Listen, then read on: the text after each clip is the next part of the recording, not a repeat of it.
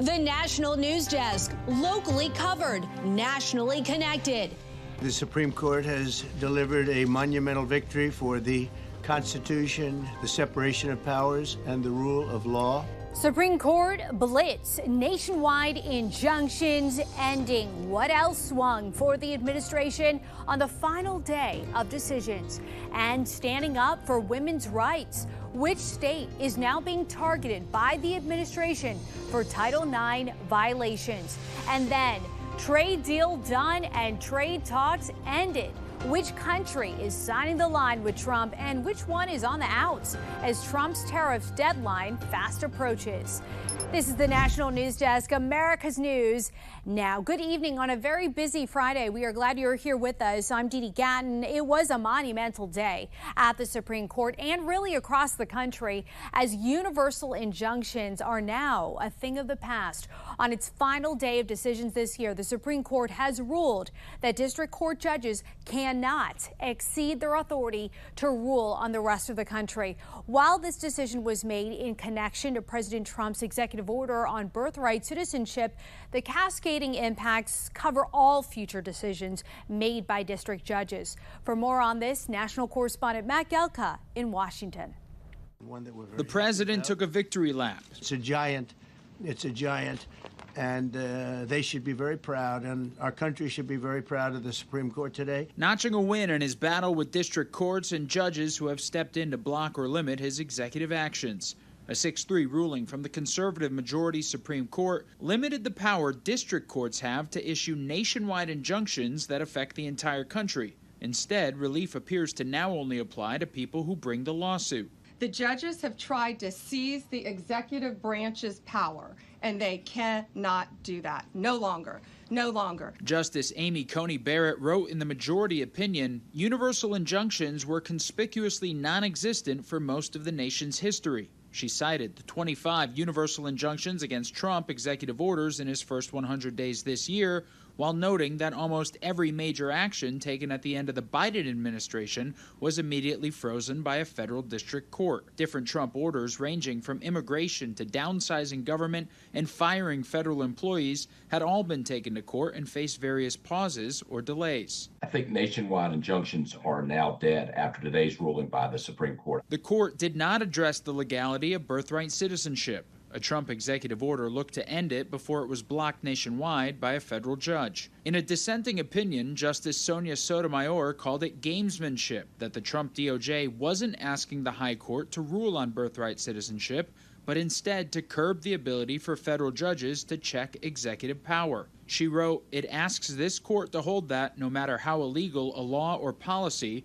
courts can never simply tell the executive to stop enforcing it against anyone." There's now a 30-day waiting period before the birthright citizenship ban executive order takes effect, but it's possible a patchwork set of lawsuits can still delay it until the Supreme Court likely decides the issue next year.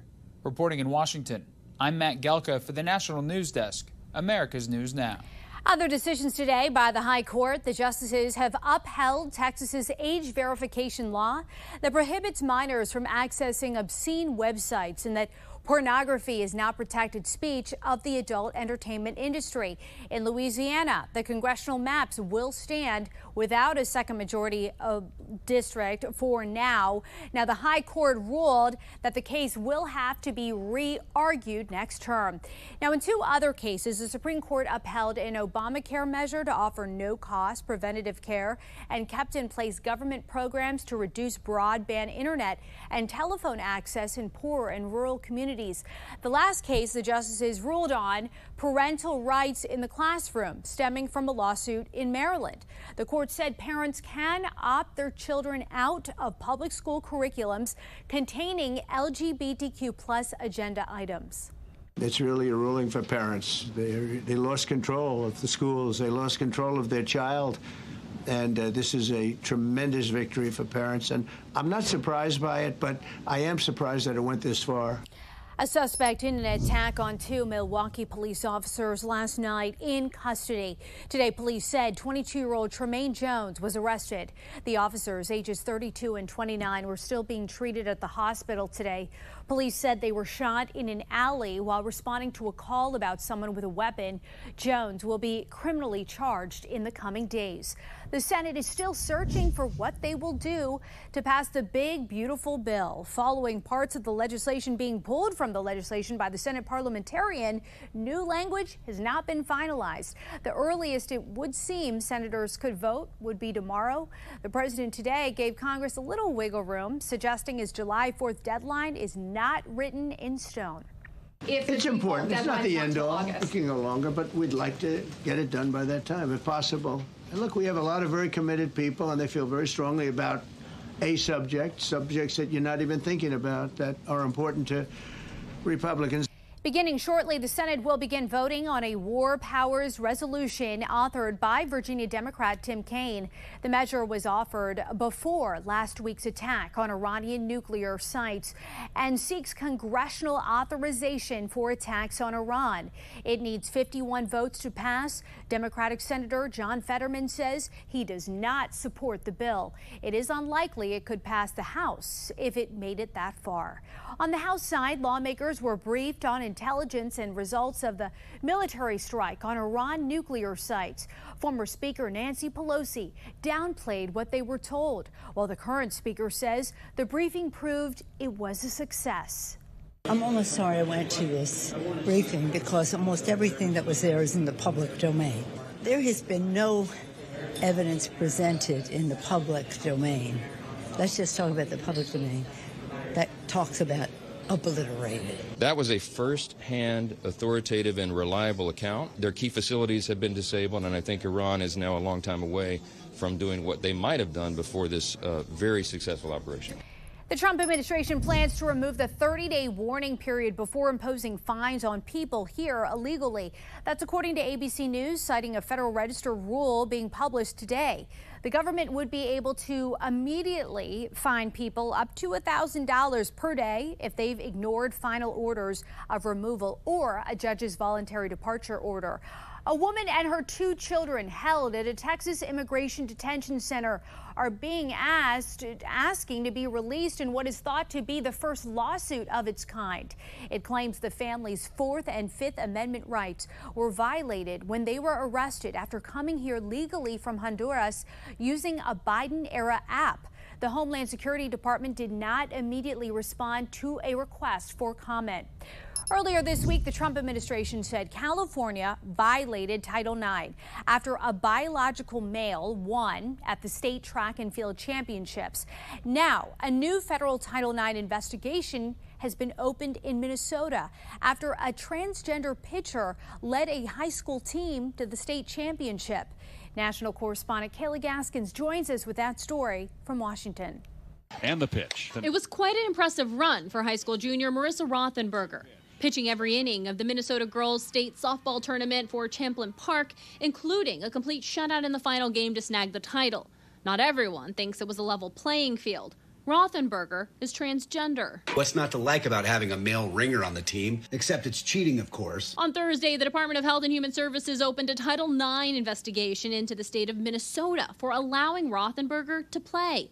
This investigation launched the day after the U.S. Department of Education concluded their investigation into California, finding the state in violation of Title IX for allowing transgender athletes to compete in girls and women's sports. We've been working on this issue for a while, really wanting to see girls in California once have safe sports and safe spaces again. The issue brought to center stage after a transgender athlete won 2 state titles for track and field. There are issues of fairness here. I think the question is, whose job is this to fix? Do we think the leader of the free world, Donald Trump, should be weighing in because he doesn't trust a sporting body to solve the problem? President Trump's executive order issued in February aims to enforce Title IX in a way that effectively bans transgender girls and women from female sports. My administration will not stand by and watch men beat and batter female athletes. The order still faces legal hurdles, one of those coming from Maine. You better comply because otherwise you're not getting any federal funding. Every state, good, I'll see you in court. I look forward to that. That should be a real easy one. Earlier this month, Maine's Democratic-controlled state House legislature narrowly passing a bill to ban transgender athletes from women's and girls' sports. The bill failed in the Senate, putting its future in limbo. And Didi, at the moment, 27 states do have laws on the books banning transgender athletes from competition. Gayla, what is the latest in the lawsuit between the White House and the state of Maine over this issue? Well, right now, both sides are working towards a resolution, at least on the federal funding side. The administration has agreed to restore federal funding that they had frozen because Maine was not complying with President Trump's executive order. Now, as for the legal side, the case is currently in federal district court in Maine. And Didi, it does have a strong chance of reaching the Supreme Court because at the core of the issue is how to interpret Title IX. Live from Washington, D.C., Kayla Gaskins, thank you. Former Minnesota House Speaker Melissa Hortman lies in state in the Minnesota Capitol Rotunda beside her husband, Mark. The two were shot and killed in their home earlier this month in what officials have called a political assassination.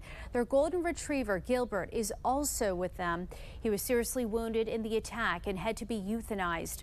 Hortman is the first woman and one of fewer than 20 Minnesotans to lie in state. A private funeral is set for tomorrow. After 7 weeks, Sean Diddy Combs' trial will now be in the hands of the jury. The defense team finished their closing arguments today, mocking the charges laid out over 6+ weeks of testimony by the prosecution. Combs' attorney chided agents who confiscated hundreds of bottles of baby oil and said the allegations were badly exaggerated, calling the proceedings a fake trial. Deliberations will begin Monday. Combs faces life in prison if convicted. But the legal problems for the rapper and his family might not be over, as a new lawsuit alleging that Sean Combs' son, Justin, along with Diddy himself, gang raped a woman who was lured from Louisiana to Los Angeles in 2017. Diddy's lawyers again denied all of the accusations on the rapper's behalf. Coming up, how prices are faring in the face of ongoing tariff talks, plus new milestones with major trading partners and growing concerns over potentially serious side effects linked to popular weight loss drugs, and how leaders in Rhode Island are trying to quell fears among migrants as the immigration crackdown continues. We'll be right back.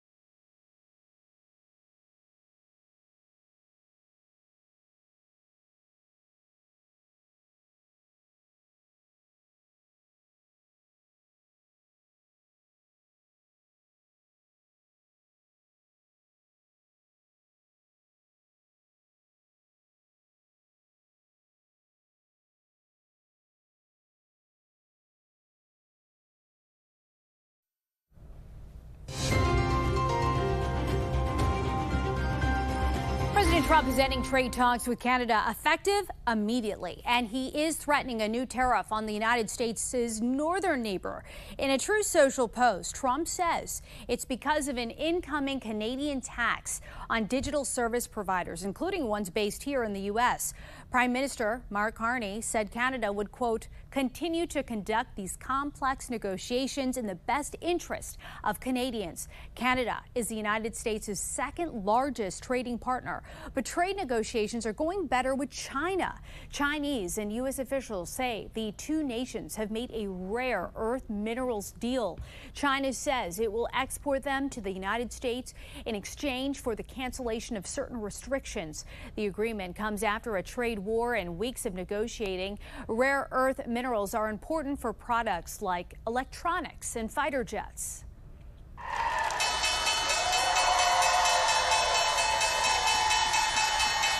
The stock market hit record highs today following news of the China deal and despite the setback with Canada. The S&P 500 closed at 6,173 points and the Nasdaq reached 20,273. The Dow also finished higher. Prices remain stubbornly high with inflation at 2.3% in May, and that is up from the 2.1% back in April. Both figures, though, they are just north of the Fed's 2% goal. The Commerce Department says Americans cut back on their spending last month. Trump says inflation is under control and he wants immediate aggressive rate cuts. The Fed expects prices to creep up again due to tariffs, so it's taking a cautious approach. New tonight, a Navy ship that was named after a gay rights activist is now named after a Navy chief petty officer. Today, Defense Secretary Pete Hegseth announced the former USNS Harvey Milk is now the USNS Oscar V. Peterson. We are taking the politics out of ship naming. We're not renaming the ship to anything political. This is not about political activists, unlike the previous administration. Instead, we're renaming the ship after a United States Navy Congressional Medal of Honor recipient. Hegseth said Peterson was awarded the Medal of Honor after he died, helping keep a ship operational during a World War II battle.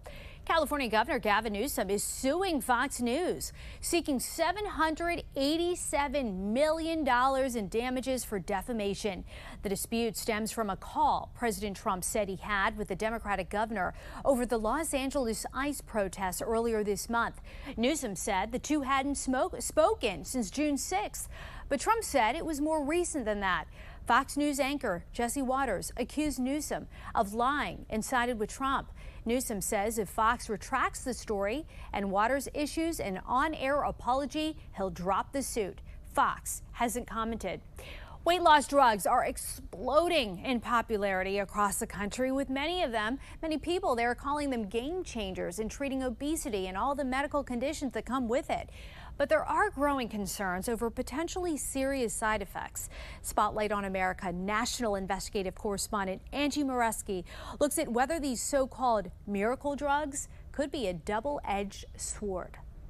I've got protein shakes. Peter Bernard is excited about his weight loss journey, not only eating healthier and exercising more, but also using Zepbound, one of the new GLP-1 drugs to control his appetite. A weekly injection, he says it's been a game changer. After just 3 months, down 30 pounds. I don't think I could have done that on my own. No way. It all started when Ozempic was FDA approved to treat diabetes in 2017. Ozempic lowers the risk of major cardiovascular events. Along with health benefits, patients started losing weight, which led to more drugs. Have you always had trouble with your weight? Including Wegovy. Weight loss. And Zepbound, FDA approved to treat obesity. It's been a revolution for obesity medicine. Dr. Ivania Rizzo is director of obesity medicine at Boston Medical Center. Health benefits for sugars, health benefits for high blood pressure, health benefits for cholesterol. The drugs work in part by slowing digestion and gastric emptying, which can cause side effects. The greatest side effects are usually gastrointestinal, meaning that like nausea. More extreme would be vomiting, diarrhea, or constipation. When I'm feeling a little nauseous, I can almost always tolerate some chicken soup. Peter has experienced the more common side effects, but some report much more serious complications, including bowel obstruction, gallstone attacks, pancreatitis, gastroparesis, even sudden blindness. We're seeing many patients who have been severely harmed by these drugs. Attorney Jonathan Orent represents clients suing the makers of GLP-1 drugs, including Novo Nordisk and Eli Lilly, alleging they have not done enough to warn patients and doctors about serious risks. What are some of the most serious side effects you're seeing with patients? We've seen individuals who suffer blindness, bowel blockages that result in some sort of perforation of the bowel, sepsis, and can ultimately lead to death. Spotlight contacted both Novo Nordisk and Eli Lilly. Both declined interviews but sent statements. Novo Nordisk saying they remain confident in the benefit-risk profile of their GLP-1 medicines when used consistent with their indications and product labeling. And Eli Lilly saying their FDA-approved labels include robust warnings, including that Mounjaro and Zepbound may be associated with gastrointestinal adverse reactions, sometimes severe. These more serious side effects, are you seeing them in your practice? I have seen people who have had, in very rare situations, for example, obstruction. Dr. Rizzo says for the most part she's seen more good as a result of the drugs, but adds you must weigh the risks versus benefits for each patient, and emphasizes she does not prescribe them for cosmetic weight loss. These medications are for people who have a disease. For Peter, who also has high blood pressure and cholesterol and sleep apnea, it's made all the difference. This is where I used to cinch my belt. And while he's excited about the progress he's made shrinking his waistline, down to here, he has researched the risks and says for him, it's worth it. I do have some concerns about it in that what happens 10 years from now. I'm going to roll the dice. I'm rolling the dice. It's working for me now. For Spotlight on America, Jim. I'm Angie Moreski. Experts agree that more research needs to be done on the long-term effects of GLP-1s. Most patients who stop taking it do end up gaining most, if not all, the weight back. So typically, you must take the drugs for the rest of your life to maintain these benefits. Coming up, the concern some farmers have about how President Trump's big, beautiful bill might affect them. We'll be right back.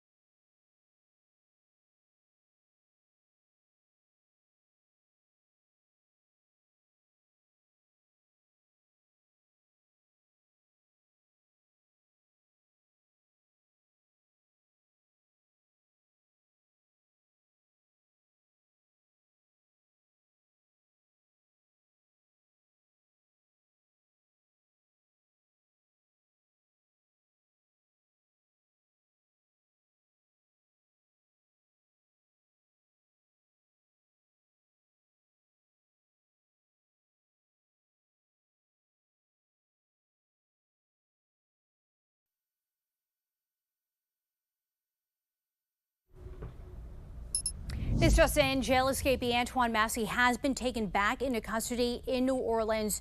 He escaped a New Orleans jail last month with 9 others and was found today in a house by himself in the Holly Grove area of the city. 1 fugitive remains from that jailbreak. And we have reporters all across the country in your neighborhoods covering issues that matter to you. We're taking the pulse of America. And we start in Rhode Island, where everyone is getting sent a Know Your Rights mailer. More than 62,000 of these flyers are being mailed in Providence. They say, citizen or not, you have constitutional rights, detailing in both English and Spanish instructions for interacting with Immigration and Customs Enforcement. Was there a specific incident here in Providence that prompted that? No, not to my knowledge, but there's obviously widespread fear and concern in the immigrant community. ICE has made recent arrests in Woonsocket, Providence, and Brockton. Some of those have been linked to crimes including child trafficking, armed robbery, and gang affiliation. The flyers say don't answer the door if an ICE agent is knocking unless they have a judicial warrant. Nearly 1 year after engaging in an unauthorized deadly pursuit, these 7 officers have been fired from the West Palm Beach Police Department. I hope that, they know what they did was wrong. It was really wrong. They're accused of chasing 23-year-old Neoni Copeland, who was fleeing from West Palm Beach all the way to Boynton Beach, where he crashed into a car, ultimately killing 57-year-old Marcia Pochette and her daughter, 27-year-old Janice Woods, who was pregnant. According to reports, the officers didn't notify dispatchers, supervisors, FHP, or PVSO of the pursuit, didn't turn on their body-worn cameras, or render aid to the victims. Some agriculture industry activists are not sold on President Trump's big, beautiful bill. This week, representatives with organizations like the Environmental Working Group voiced concerns over how they believe the budget bill would harm small farmers. They claimed it would only help wealthy farmers or corporate agriculture while adding billions to the deficit. Only some farms would benefit from these loopholes and giveaways. That's because only some farmers grow the crops that are eligible for these subsidies, these commodity crops like cotton, rice, peanuts, and others. Most farmers would get nothing. White House administrators say agriculture leaders have described how the bill will help farmers, ranchers, and producers. Coming up, a dramatic chase caught on camera why a turkey may have been going after a New York man. We will explain right after the break.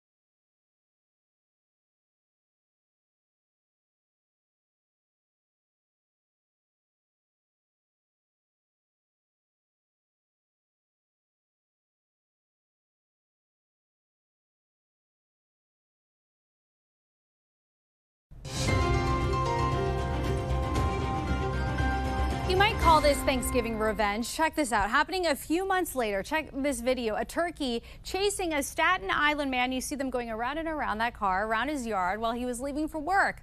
Noel saw the bird sitting on his front walkway. It started to follow and then chase him near his car. He ran around the car twice, which created some distance. Then Noel shared this photo of eggs he found in his yard, so that could have had something to do with it. It seemed like this turkey really knew what he was getting into. That's going to do it for us for this edition of the National News Desk. We invite you to join us again tonight as we dive into the Diddy trial, closing arguments, and what an attorney says about the prosecution amending some of their charges. I'm Dee Gatton. Thanks for watching. See you soon.